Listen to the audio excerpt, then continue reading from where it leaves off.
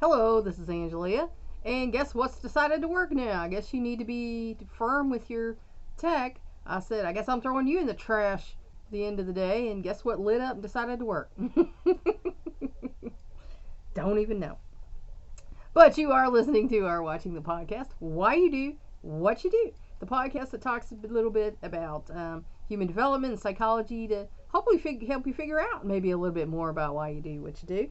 And last time we were talking about influences on school achievement. And now we're going to start talking about self-efficacy beliefs and academic motivation. Because if you don't believe in yourself, you're not going to have confidence to do well. According to Albert Bandura, who believe that students who are high in self-efficacy believe that they can master academic material and regulate their own learning. And you can, because I did. Are more likely to try to achieve and more likely to succeed than students who do not believe in their own abilities. And personally, I think that's a shame, usually because if a child doesn't believe in their own abilities, it's because someone kind of took that away from them and told them that they weren't good or whatever. So I think that's a shame. Self-regulated learners set challenging goals and use appropriate strategies to achieve them. So it's like I told you about my students and coaching clients, and I'd say make an outline and take step 1, and you might find out there's a 1A and a 1A1. You don't know until you start doing a thing. So, but it's important to have a goal, set the goal, make a plan, and take steps to achieve. They try hard, persist in the face of difficulties, and seek help when necessary. And that's something that a lot of people have a problem with. They don't want to admit that they need help, especially guys. Think that they should be able to do everything on their own, and they don't need to ask for help, but you do. So sometimes students who do not believe in their ability to succeed tend to become frustrated and depressed, feelings that make success harder to attain. Because if you're frustrated and depressed, you're not going to try as hard. You're going to give up, and then you'll never succeed at your goals.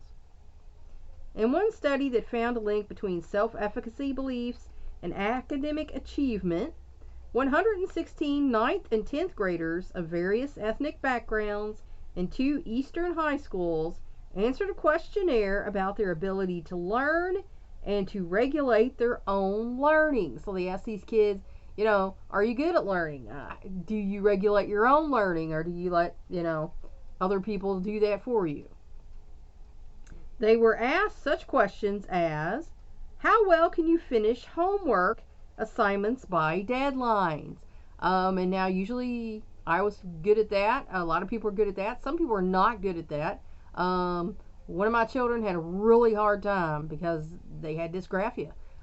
They had a really hard time reading and writing and getting things done on time. And I remember sitting with them, sometimes 2.5 hours in the evening trying to get this done. And I would just send a note to the teacher, say, we sat here for 3 hours, because by the end of the day it was, and we could not get it done. And then they're like, well, start it earlier. It's like, I'm sorry, I work. I'm not here earlier to start it earlier. Oh, because teachers never think about the fact you have a life. Concentrate on school subjects. Some kids have problems concentrating. That might be, a mental disability, or it might be that stuff is going on at home and it's got them preoccupied. And if you're a teacher, ask the kid, why is this a problem for you, do you think? Because kids will be honest. Kids will answer you for real. Use the library to get information. Now, I used to use the library. I was in the library all the time until in high school when my friends ruined that for me and said I didn't go to that school anymore. And then they said I had to have an ID. I had to actually get a teacher to come to the library with me and say, yes, she is a student here. She's in my class. The other girl was like, oh, yeah, that's your boyfriend that graduated early. Sorry, yeah, that was my mistake. They knew better. They just was being a jerk. Plan and organize your schoolwork. because you should be able to do that. I like the Trapper Keepers. We had them back when I was in school, and I had all the little folders for each little class. I keep it all organized and everything. And one of my kids did that. The other two, they had a backpack, and work would be out of folders, wadded in the bottom, and I had fits of angst over this because I like to be organized, and they were not so much. Motivate yourself to do schoolwork, and now I never have a problem with that because I knew if I learned this, I would succeed, I'd get better grades. I hoped I was going to college until I found out that I was not going to be sent to college, and that I was going to have to do it myself, and I had plans on leaving home because it was not the best environment, so that kind of took a back burner. Participate in class discussions, and usually I didn't have a problem with that. There were people who didn't want to talk, didn't want to be seen in the class discussion and whatever, but I feel like if I had something to add, or if I knew what the teacher was asking, why not? I never had a problem with worrying about how I looked to other people, I guess because I had no self-esteem, was destroyed. So what did I have to lose? If I knew it, I just spoke up and talked about it. Nowhere to go but up when you're on the bottom. The students' perceived self-efficacy predicted the social studies grades they hoped for, expected, and actually achieved. So, the students in this little exercise they did with them, if they felt like they were going to do bad, they did. And if they felt like they were going to do good, they did. So that proves to you what's going on up here has a lot to do with what comes out here. Students' goals were influenced by their parents' goals for them, but students' beliefs about their own abilities seem more important. So, the children do want to please the parents, but how they feel about themselves also carries a little more weight. So, you need to build up your child's self-esteem. That's the number one thing that can help them in their life. The message is clear. If parents want their children to do well in school, they must see that children have learning experiences that build a belief in their ability to succeed. And this is why I wanted my kids to watch PBS. We watch PBS. They watch the kids' programming because you learn things, and they liked learning things. They liked finding out new things, and like I said, when they started watching these shows, they didn't learn anything. All I learned was fighting and throwing things, and they didn't learn anything. So I'm a big believer in PBS and letting your children learn things. Head Start, kindergarten. I think these things are important. So start them early. Start them early. I mean, you can have a child in a high chair, and you can start teaching them how to draw lines and circles. Show them, and they can start practicing. And you'd be surprised, because the basis of every letter in the alphabet involves lines and circles, or it might be half a line or half a circle. But, that's how you start them out, get them interested in learning, and then they'll be lifelong learners, and that's what, you should be, to give yourself a better life.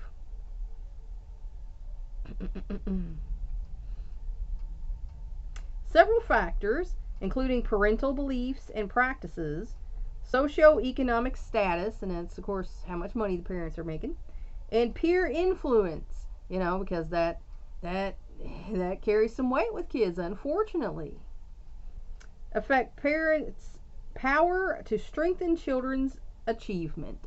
So again, if you're in a poor home, and you're working a lot and you're not able to be with them and help them learn enough, that's going to affect them.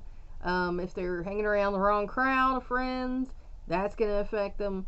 So as a parent, there's only so much you can do, but you need to help them internalize that this is an important thing.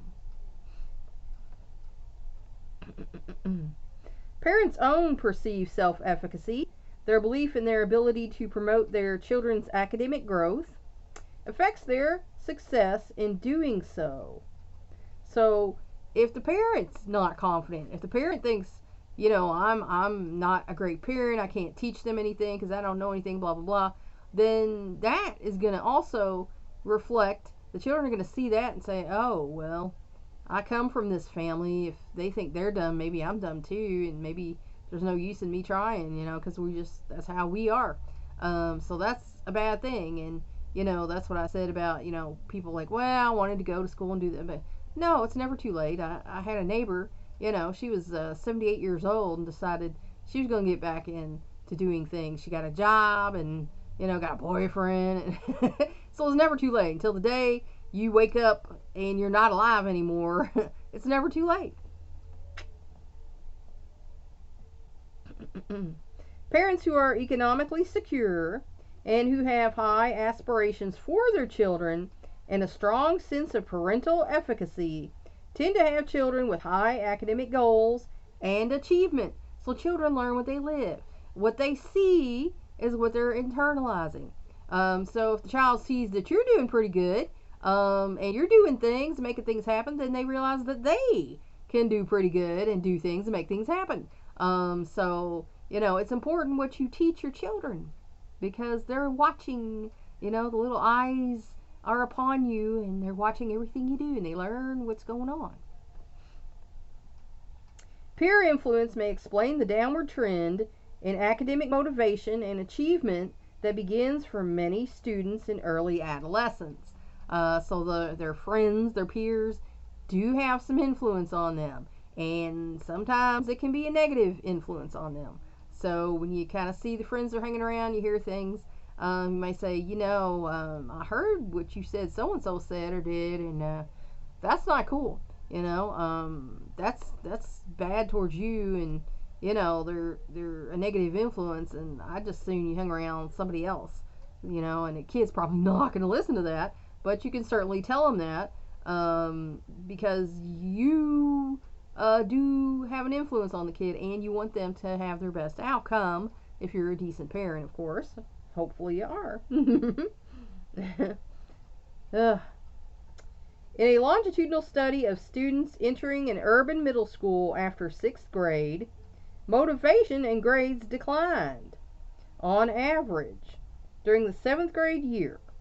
So now there are still schools. The first elementary school I went 1 to 6, but then they changed it all over here in our city to where we had middle school 6 to 8. So evidently these schools were ones where they were still doing that.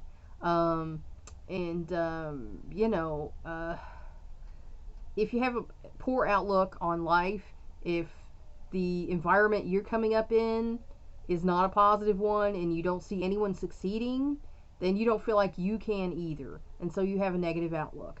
And that's just a fact. Some people don't believe that. Like, oh, pull yourself up by your bootstraps. Well, that's not as easy as it sounds, because everything affects you. And people get depressed and hopeless, and not everybody is, super cheery and they can just pull themselves up out of being depressed and hopeless. It doesn't work that way, So again, it behooves us to help students who are in areas where there's not a lot of success happening, if we want them to have a successful future, and that's good for everybody. However, students whose peer group were high achievers showed less decline in achievement and enjoyment of school, while those who associated with low achievers showed greater declines. And of course, that only makes sense. If your friends are high achievers and go-getters, then you're likely to be too. Whereas if your friends are, thinking about dropping out, you're more likely to be too. So, again, you need to kind of watch who the kids are hanging around with and try to have an influence on them. You can't always. That's just the facts of life. You can lead the horse to water, but you can't make it drink. So, do your best. That's all you can do. This was true for both boys and girls across ethnic groups. So, see, this is, one of those things where it doesn't matter if you're a boy or girl. If you have a good attitude and you're in a group that's achieving well, you're more likely to have the good attitude and achieve more than if you're in a bad group that's like I said, thinking about dropping out as soon as they can. Use of time. Academic motivation and efficacy beliefs may affect the way adolescents use their time. And that's a big thing for adolescents because, they want to be in extracurricular activities after school. So when they get home, it might be later in the evening, and, they might want to veg out and watch TV or play games or whatever. And that's fine, but, we learned this little thing from Barney when my kids were growing up. Do your work the right way before you take the time to play. So homework came first. When she got home, we did the snack, and then it was homework time, and homework time came before, the other time, and that's where we came into a problem with my youngest one. Is like he got no other time. All his time from, like 4:30 to the time I fix the dinner, and then come back after dinner, from like 7 to 8, and this time I insisted that he at least get some time to relax between like 8 and 9 before we started doing baths and going to bed. So for him, that was a serious problem because he didn't get a lot of free time. So when he got older, he learned if he could come home and just get the homework done real quick, then he could have time because he was playing the guitar and banjo and things like this. So he learned that, he could have time for himself, just get that stuff done first. Some seem so busy with extracurricular activities, household chores, and outside work that it seems a wonder that they can also get good grades. And again, it's all about attitude and time management. One of my sons worked, after school because he wanted a car. I was just honest and said, we can't afford to give you a car. If you want one, you need to go to work. You can start working when you're 16. That was my rule, 16. Some kids started working at 14, but I wasn't down with that. 16, and you can save money and get you a car. Because, they'd have to be on our insurance. They'd have to make little payments they couldn't afford working at, he was working at Subway, so, but that's good to teach your kids, to start them out, like if they want the adult life, they need to work for it, because so many kids don't want to work for it. They just want the parents to hand it to them, and that becomes an issue, to where we're not going to get into that, but anyway, you need to teach them time management, just like you would teach them budgeting. Once they got the job and had some money coming in, you teach them budgeting. You need to teach them time management. Okay, you get home, at 3:30 if they're a high schooler. You have your snack 3:30 to 4. Do your homework 4 to 4:30, 4 to 5, however long it's taken. Okay, then you have time for chores or whatever. But now some kids go directly from work to school. School to work, and then that becomes a problem. They don't get home till late in the evening, and then you gotta say, well, you got homework. You need to do your homework. Did you get dinner? Here's some dinner, dessert, and make sure they still do what they need to do, because it's all too easy to kind of let them go at that stage. But that's the stage you need to also kind of be there for them, because they're flapping their wings, but that doesn't mean they can fly yet. They're just exercising them, Yet many can and do, while others who seem to have plenty of time on their hands do not do so well. And that's because they don't know what to do. They don't have priorities. And that's the best thing you can do, is teach your children priorities. There are priorities. There's things you have to do that need to be done every day. And then there's things you'd like to do, and they can come behind those things.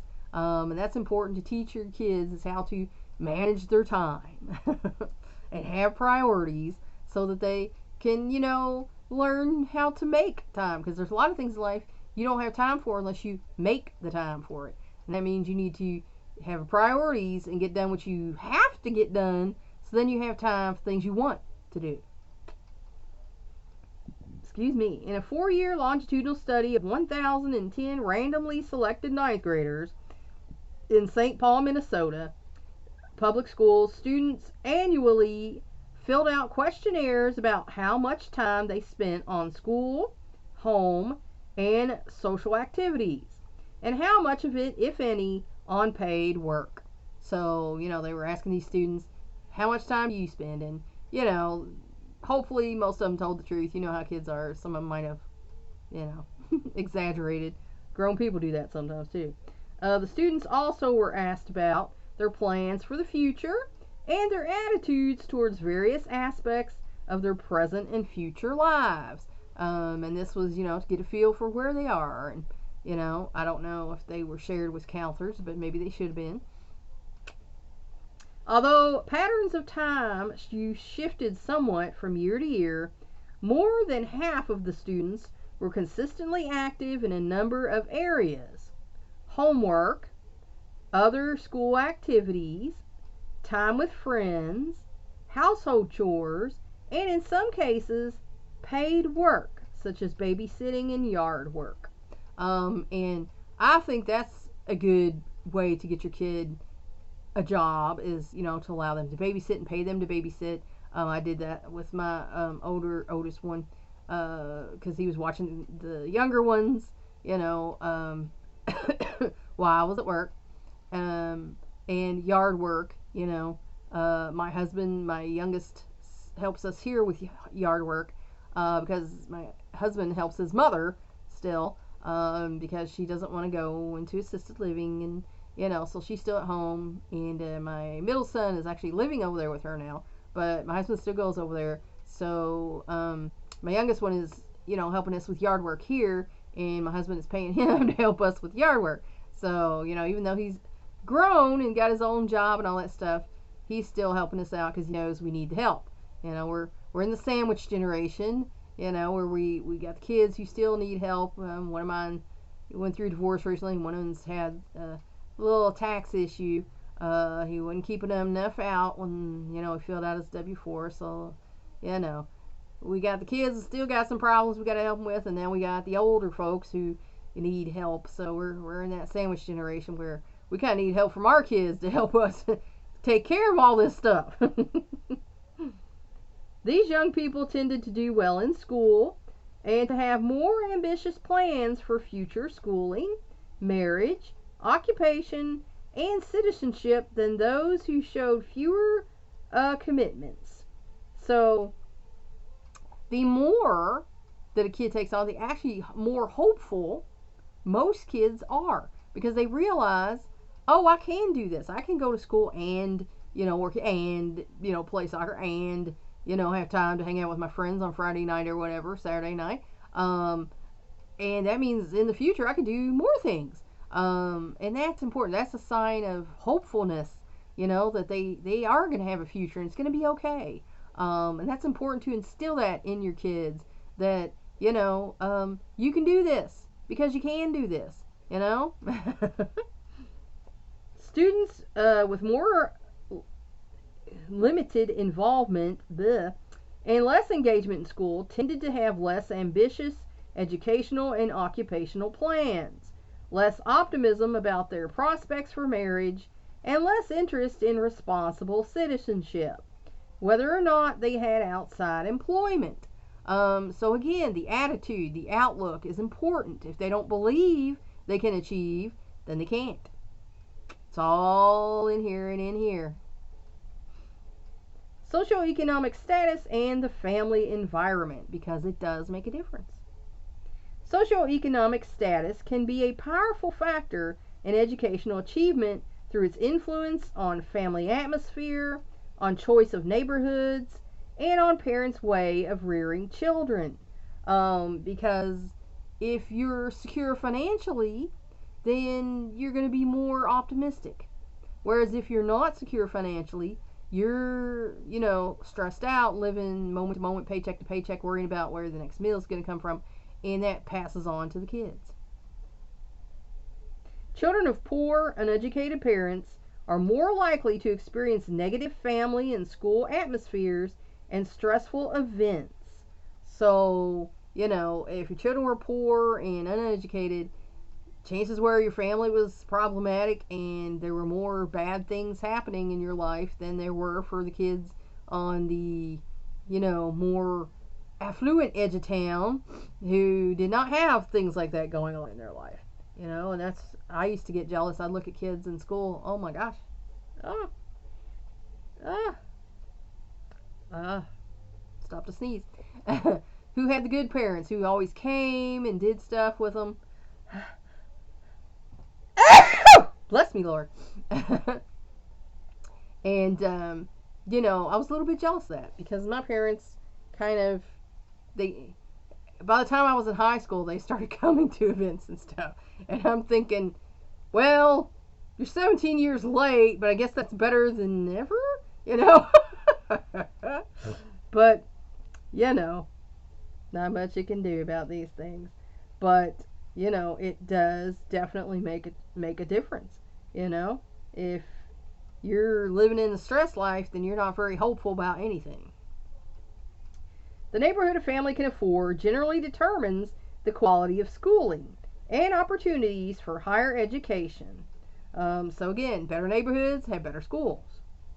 And the availability of such opportunities, together with attributes and attitudes in the neighborhood peer group, affects motivation. Because, if you have nicer neighbors who are not, got their own problems that they're dealing with and taking that on you, then, there's more opportunities in the neighborhood, there's more good attitude in the neighborhood, and that's going to rub off on the kid too, so that they can, hopefully have good attitude about themselves. But if you're not in such a good neighborhood, that also is going to rub off.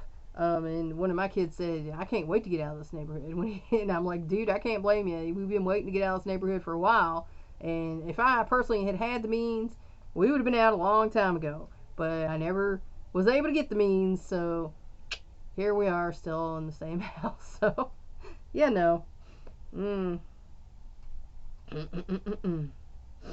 Oh my gosh, I'm trying to sneeze again.